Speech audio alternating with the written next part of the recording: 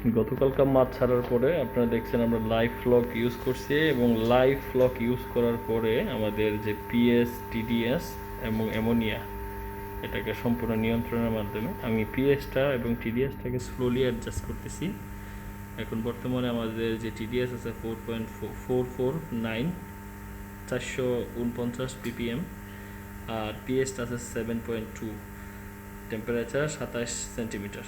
আর আমাদের অ্যামোনিয়াটা আপনারা দেখতে পাচ্ছেন জিরোতে আছে, বর্তমানে জিরোতে আছে। আর মাছটাকে আপনারা দেখাচ্ছি, আমি মোটরটা অ্যারেশনটা অফ করে দেখাচ্ছি আপনাদের।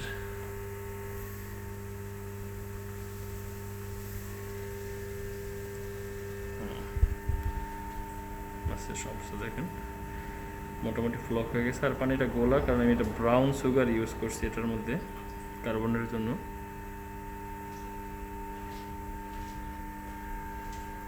তো এটা আমাদের 1000 লিটারের একটা এক্সপেরিমেন্টের জন্য করলাম। আপনারা যদি এক্সপেরিমেন্ট করতে চান, যদি কারো ওই রকম ট্রেনিং করার পরে যদি কারো সন্দেহ থাকে যে আমি জিনিসটা করতে পারবো কি না, সেই ক্ষেত্রে আপনি এক্সপেরিমেন্টের জন্য ছোটো করে করতে পারেন।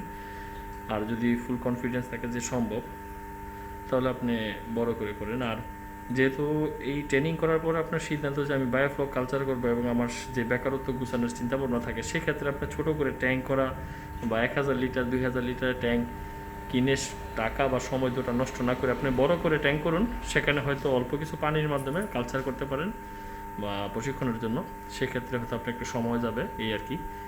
আর যদি আপনি ট্যাঙ্ক কিনেন বা এরকম আপনার এয়ারেশন মোটর কিনেন, পাম্প কিনেন, তারপরে যে মেটেরিয়ালস কস্টিংটা সেটাও কিন্তু মোটামুটি অনেক অংশে বেশি।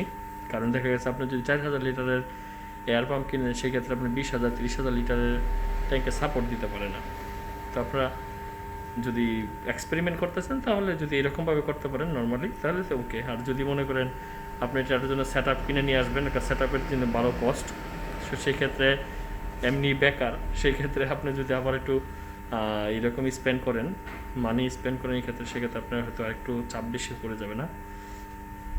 তো দেখছেন আমাদের মাছগুলো এখন পানির নিচে আছে। খাবার দেওয়ার পরে আমি এই মাত্র আসলাম এখানে একটু দেখার জন্য। তো মোটামুটি ওনারা ভালো আছে। আপনাদের আপডেটটা দিলাম আজকের, পরবর্তীতে আপনাদেরকে আরও আপডেট দেবো ইনশাল্লাহ। তো এটা আমাদের যে এয়ার পাম্পটা হলো 5000 লিটারের জন্য, আমরা 1000 লিটারের এই ট্যাঙ্কের মধ্যে আপাতত এটা ইউজ করতেছি, এবং এটার সাপোর্টিং কিছু রঙিন মাছ চাষ করা হয়েছে এটার মধ্যে। এই জন্য এটার মধ্যে আমি একটা করে একটা পয়েন্ট দিয়ে রাখছি। এখানে রঙিন মাছ এটার মধ্যে আছে। এখানে আপনার একটা মজার ব্যাপার হলো, দুইটা মাছ ছাড়ার পরে এইরকম অবস্থা হয়েছে, মাছের বোঝা গেছে ভিতরে এই রঙিন মাছগুলো। এটার মধ্যে আপনার পিএস বেশি এবং অ্যামোনিয়াটা অনেক পরিমাণ আছে। তো অ্যামোনিয়াটা রিমুভ করার জন্য বলছি, রিমুভ হয়ে যাবে আশা করি। আর এখানে এই পানিগুলো পরিবর্তন করে সেখানে কই এবং মাগুর আছে, সেটা পরবর্তীতে আপনাদেরকে আপডেট করা হবে। এটাকে আবার নতুন করে পানিটা প্রিপারেশন করে এই মাছগুলোকে আবার কালচার করা হবে।